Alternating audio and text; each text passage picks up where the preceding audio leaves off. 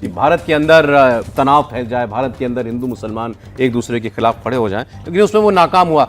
लेकिन ऐसा घटिया दुश्मन जो इस हद तक जा सकता है कि हमारी आस्था का इतना बड़ा केंद्र वो सीधा उस पर अटैक करे, सर, कल्पना की जा सकती है इसकी? बिल्कुल। देखिए पाकिस्तान और पाकिस्तान आर्मी से इससे भी ज़्यादा घृणित कार्य की कल्पना की जा सकती है। ये तो उनके लिए कुछ नहीं है, वो इससे भी ज़्यादा नीचे तक गिरने को तैयार है।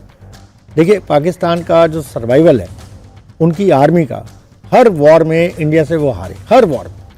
और उनके पाकिस्तान के जनरल सबसे ज़्यादा मेडल लगा के घूमते हैं। मैं तो पूछ रहा हूँ किस वॉर में वो जीते जिसके वो मेडल है? प्रेस कॉन्फ्रेंस में भी मेडल लगा के आते हैं। तो हारने के मेडल, ये एक अकेला देश है पूरे विश्व में जो हारने के मेडल लगाता है। चलिए उनको बधाई हो, लगाइए हारने के मेडल, और लगाइए, और बारी हारेंगे, अभी भी हारे हैं। तो लेकिन उनका जो आर्मी का सर्वाइवल जो वो पूरे देश में सिर्फ इसी बल पर है कि वो कहते हैं कि हम आपकी जो है हिंदुस्तान से रक्षा करेंगे और हम हिंदुस्तान को अटैक नहीं करने।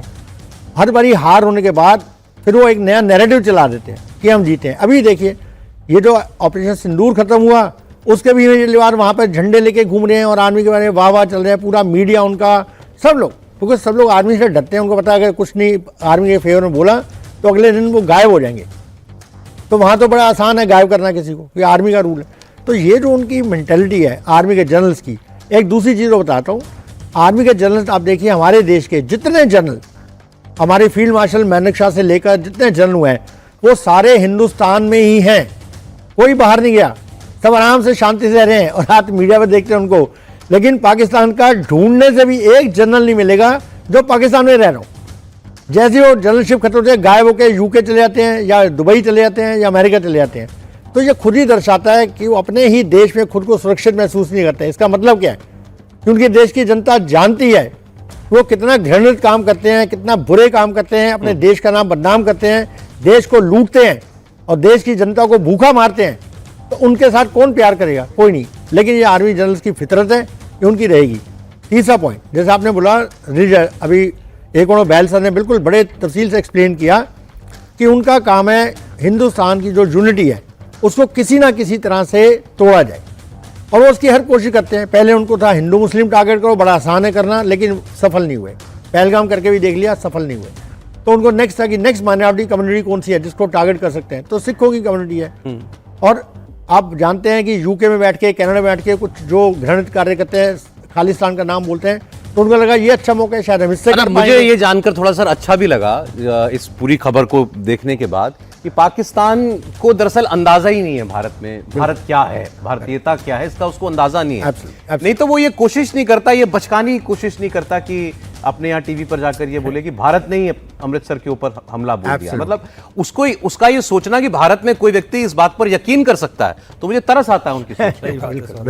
लेकिन ये हमें दुश्मन की रग रग पहचाननी चाहिए। तो वो ये यहां तक जाकर सोच सकता है जब आप जंग के हालात में हो, तो वो केवल आपसे लड़ाई केवल युद्ध के मैदान में नहीं लड़ेगा, वो लड़ाई इस तरीके की फील्ड पर भी लड़ेगा। विक्रमजीत सिंह। बिल्कुल सौरभ जी, के पहले भी बोला गया है, बहुत लोगों ने बोला है, सीनियर लोगों ने बोला कि ये इंफॉर्मेशन वॉर से जंग नहीं जीती जाती, सिर्फ इंफॉर्मेशन वॉर से। लेकिन अभी हमारे पड़ोसी मुल्क ने ये करके कोशिश की और वो नाकाम हुए। भारत की जो ये सांप्रदायिक ये खलल ये फैलाना चाहते थे, उन्होंने सब कुछ ट्राई किया। और सबसे देखिए शुरुआत ही कहाँ से की, धर्म पूछ के मारा, धर्म पूछ के मारा हिंदू और 79 लोगों को मारा। इससे ज्यादा आप कायरता का काम क्या कर सकते हैं? वो करने के बावजूद भी आपने सोचा चलो कुछ नहीं, अब ये हो गया।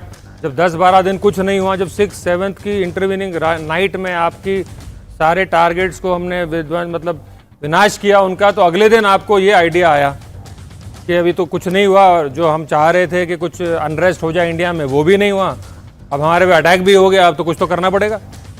और आपने ऐसी घिनौनी प्लानिंग करी है कि आप एक स्वर्ण मंदिर पे आप अटैक करना चाह रहे हैं। ये इनका मंसूबा ही बिल्कुल समझ में नहीं आ रहा है इनके। मैं तो मनुस्थिति सोच के ही बिल्कुल हैरान हूँ, और इतनी ये गिरी हुई हरकत कर सकते थे मैं कभी नहीं सोच सकता था। सौरभ जी, आपको मालूम है कि काफ़ी हमारे सिख धर्म के काफ़ी गुरुद्वारे, मान्य गुरुद्वारे पाकिस्तान में भी बिल्कुल है।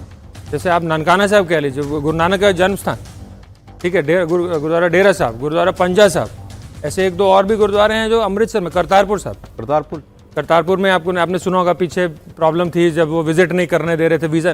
तो ये तो इनकी आदत है कि इन्होंने कुछ ना कुछ करके एक तरह से एक अनरेस्ट सा फैलाने की इन्होंने कोशिश की, पर बहुत ही मेरे हिसाब से गिरी हुई हरकत थी, बिल्कुल ही नहीं करना चाहिए था, लेकिन उन्होंने फिर भी किया। और हमने एक एक सबूत के साथ आज बता दिया है कि भाई आपने क्या क्या किया।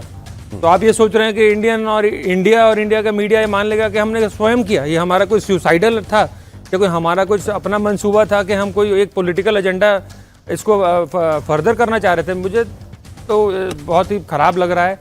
और ये एक और बात मानिए सौरभ जी, गोल्डन टेम्पल सिर्फ सिखों का तो है ही, मानने इसमें तो कोई दो राय नहीं है। बहुत दूसरी कम्युनिटीज़ भी हैं जो अमृतसर में जो लोकल रहते हैं वो बहुत मानते हैं इसको।